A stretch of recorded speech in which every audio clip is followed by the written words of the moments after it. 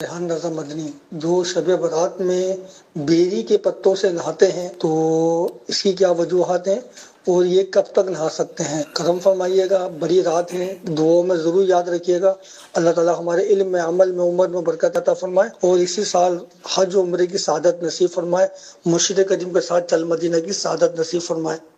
आमीन आमीन आमीन। जी बिल्कुल, इंशाअल्लाहुल करीम किबला सैयद साहिब से मालूम भी करेंगे। और शब बराअत इस रात ही लोगों की ज़िंदगियों के बारे में भी फ़ैसले किए जाते हैं और इस रात लिख दिया जाता है कि कौन इस साल हज करेगा। अल्लाह करे उन खुश नसीबों में, हाजियों में हमारा नाम भी शामिल हो जाए।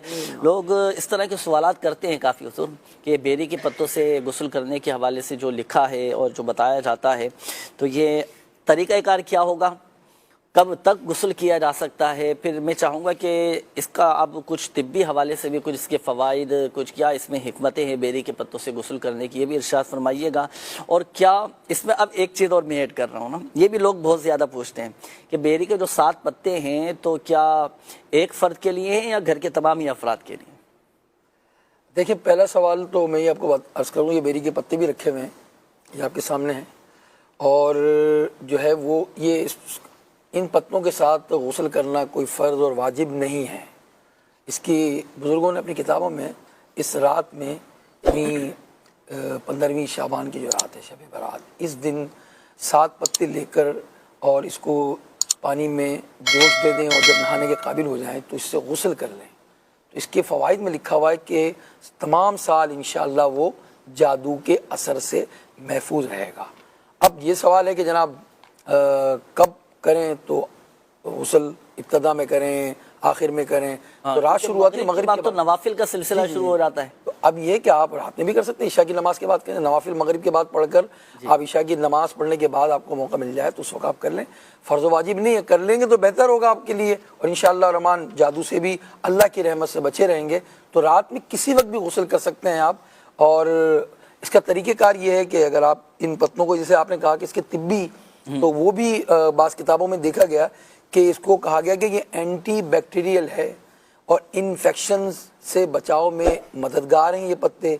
इसके अलावा जिल्द को तरोताज़ा रखने में ये मदद देते हैं, और ख़ास तौर पर जो जिनकी जिल्द हुस्सास है उसके लिए भी फ़ायदा देते हैं। सही। तो अगर इन पत्तों को जोश दिया जाए या खाली भिगो दें आप और उसके पानी को इस्तेमाल करें तो इंशाअल्लाह फ़ायदा होगा। और इसके अलावा इन पत्तों से, यानी बेरी के जोश शुदा पत्तों से या पानी में रखने के बाद जो है वो जो पत्ते अपना असर छोड़ेंगे। अच्छा, ये दिखाइएगा स्क्रीन पे, अभी देखिए माशाल्लाह ये दिखाए। अच्छा, इसमें हुजूर एक चीज़ मैं अर्ज़ करना चाहूँगा, ये स्क्रीन पे रखिएगा ज़रा ना।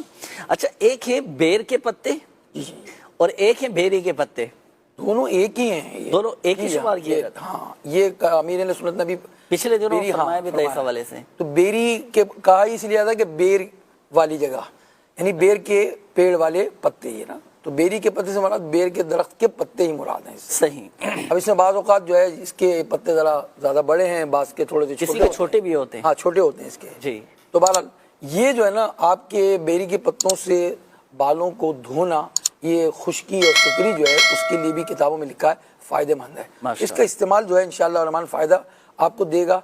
और इस शब में अगर होंगे तो बुज़ुर्गों के इस कॉल पर अमल हो जाएगा इंशाअल्लाह रहमान कि जो इस रात में बेरी के पत्तों को, 7 पत्तों को लेकर जोश देकर और जब नहाने के काबिल हो जाए गुस्ल कर ले तो इंशाअल्लाह जादू से महफूज रहेगा।